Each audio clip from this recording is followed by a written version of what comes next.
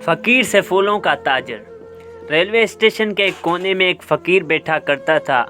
اس کی زندگی کا واحد سہارا یہ تھا کہ جو بھی وہاں سے گزرتا وہ ہاتھ پھیلا کر اس سے بھیک مانگتا۔ دن گزرتے جا رہے تھے مگر زندگی میں کوئی تبدیلی نہیں آ رہی تھی۔ ایک دن وہیں اسٹیشن پر ایک سوٹ بوٹ پہنے ایک قداور اور شخصیت والا تاجر آیا۔ فقیر نے ہمیشہ کی طرح ہاتھ پھیلا کر کہا، اللہ کے نام پر کچھ دے دو۔ تاجر نے فقیر کو غور سے دیکھا اور مسکرا کر کہا، میں لین دین کے اصول پر یقین رکھتا ہوں، جو مجھے دیتا ہے میں اسے دیتا ہوں، لیکن تم تو صرف لیتے ہو، دیتے کیا ہو؟ یہ جملہ سن کر فقیر کے چہرے پر خاموشی چھا گئی۔ تاجر اپنی ٹرین پکڑ کر چلا گیا، لیکن اس کے الفاظ فقیر کے دل و دماغ میں نقش ہو گئے۔ اس رات وہ بار بار سوچتا رہا، واقعی میں ہمیشہ لیتا ہی رہا ہوں، کبھی کسی کو کچھ دیا ہی نہیں۔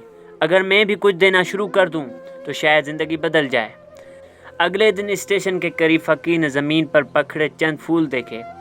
اس نے انہیں چن کر صاف کیا اور فیصلہ کیا کہ آج سے جو بھی اسے کچھ دے گا وہ بدلے میں ایک پھول دے گا۔ ابتدا میں لوگوں کو یہ بات عجیب لگی، لیکن آہستہ آہستہ وہ اس کی عزت کرنے لگے۔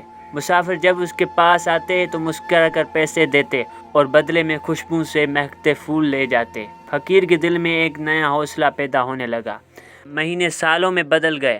ایک دن ٹرین میں سفر کرتے ہوئے فقیر کی ملاقات پھر اسی تاجر سے ہو گئی۔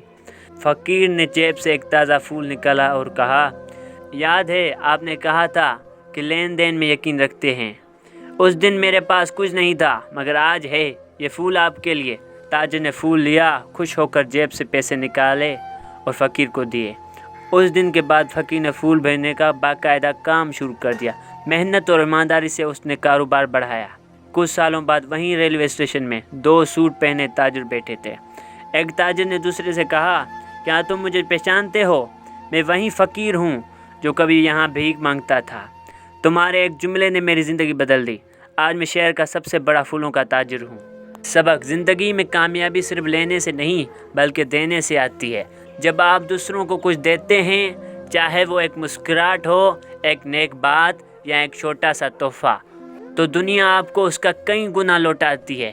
اصل خوشحالی لین دین کے توازن میں ہے، جو لو اسے بڑھ کر دو۔